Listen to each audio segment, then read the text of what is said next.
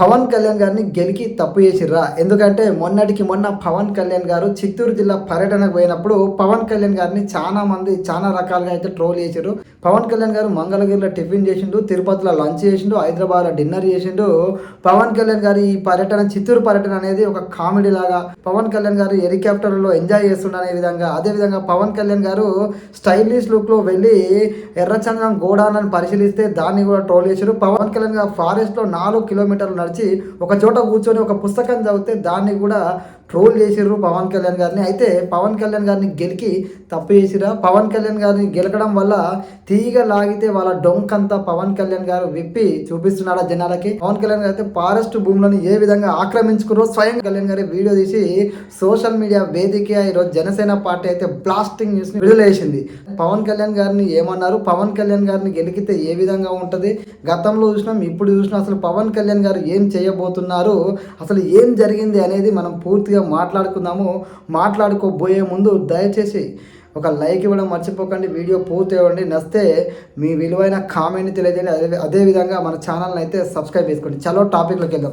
మొన్నటికి మొన్న పవన్ కళ్యాణ్ గారు చిత్తూరు జిల్లా పర్యటనలో తిరుపతికి వెళ్ళి ఎర్రచందనం గోడాలను పరిశీలించిండు. ఆయన స్టైలిష్ లుక్లో వెళ్ళేసరికి ఆయన చేసిన పనిని కాకుండా పవన్ కళ్యాణ్ గారు స్టైలిష్ లుక్లో వెళ్ళిండని, సినిమా షూటింగ్కి వెళ్ళిండని, అసలు పవన్ కళ్యాణ్ గారు టైం పాస్ చేయడానికి వెళ్ళిండని, పవన్ కళ్యాణ్ గారు మంగళగిరిలో టిఫిన్ చేసి చిత్తూరులో లంచ్ చేసి హైదరాబాద్లో డిన్నర్ చేయడానికి వెళ్ళిపోతారు, ఇదంతా టైం పాస్, అదేవిధంగా హెలికాప్టర్ ఖర్చులతోటి ఎంజాయ్ చేస్తుండే ప్రభుత్వ సొమ్ముతోడు అనే విధంగా పవన్ కళ్యాణ్ గారిని అనేక రకాలుగా విమర్శలు ఇచ్చారు. ముఖ్యంగా పవన్ కళ్యాణ్ గారు ఒక పుస్తకం పట్టుకొని అడవిలో నడిచి అధికారులను తీసుకెళ్లి అక్కడ పరిశీలన పోయింది. ఇప్పటిదాకా ఏ అడవి శాఖ మంత్రి పవన్ కళ్యాణ్ గారు లాగా అడవిలో నడుచుకుంటూ వెళ్ళలేదు, అక్కడి వాతావరణాన్ని పరిశీలించేది. కానీ పవన్ కళ్యాణ్ గారు స్వయంగా నడుచుకుంటూ వెళ్ళి అక్కడ అసలు ఎర్రచందనం ఏ విధంగా స్మగ్లింగ్కి గురి అవుతుంది, అదేవిధంగా ఆ గోడాలను సందర్శించి అక్కడ ఏం జరుగుతుందో అధికారులను అడిగి తెలుసుకొని మరి పవన్ కళ్యాణ్ గారు ఏ నాయకుడు చేయలేని విధంగా పవన్ కళ్యాణ్ గారు స్మగ్లింగ్ చేసిన వాళ్ళకు కూడా వార్నింగ్ ఇచ్చి మరీ వచ్చిండు.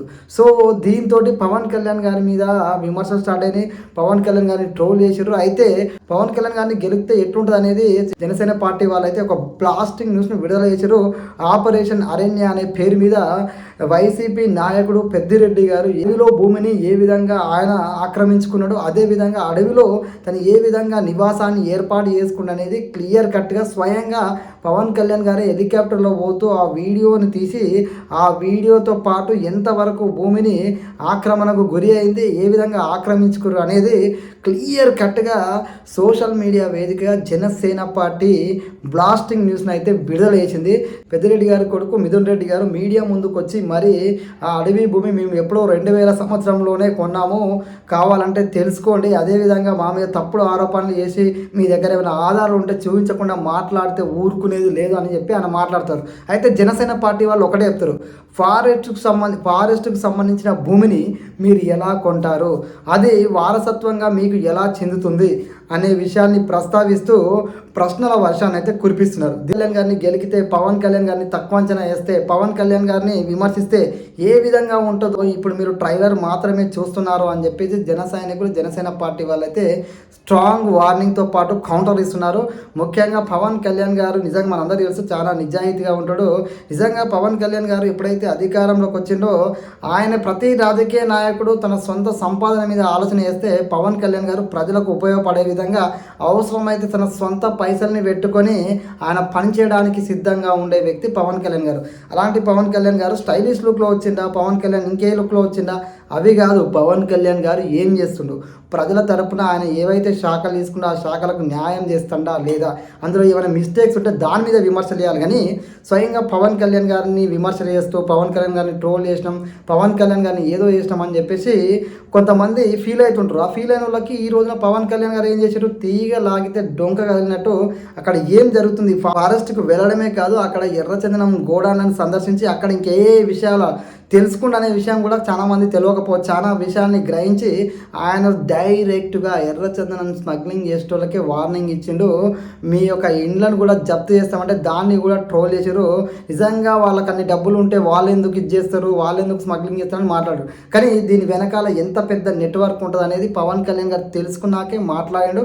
పవన్ కళ్యాణ్ గారు ఏదైనా పని చేస్తే ఖచ్చితంగా దాని వెనకాల చాలా డెప్త్గా వెళ్తాడు.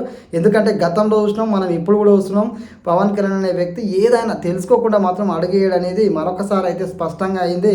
పవన్ కళ్యాణ్ గారిని చాలా రకాలుగా ట్రోల్ చేస్తే జనాలందరి ముందు పవన్ కళ్యాణ్ గారు సినిమా షూటింగ్లో పోతుండ్రు, టైం పాస్ చేస్తుండ్రు అనే వాళ్ళకి ఈ రోజున పవన్ కళ్యాణ్ గారు జనసేన పార్టీ ఇచ్చిన బ్రేకింగ్ న్యూస్ ఏదైతే ఉందో, జనసేన పార్టీ పేల్చినటువంటి బ్లాస్టింగ్ న్యూస్ ఏదైతే ఉందో అది ఖచ్చితంగా ఎవరైతే విమర్శలు చేసారో సమాధానం చెప్పలేక చతికిల పడే విధంగానే అయితే ఉంది.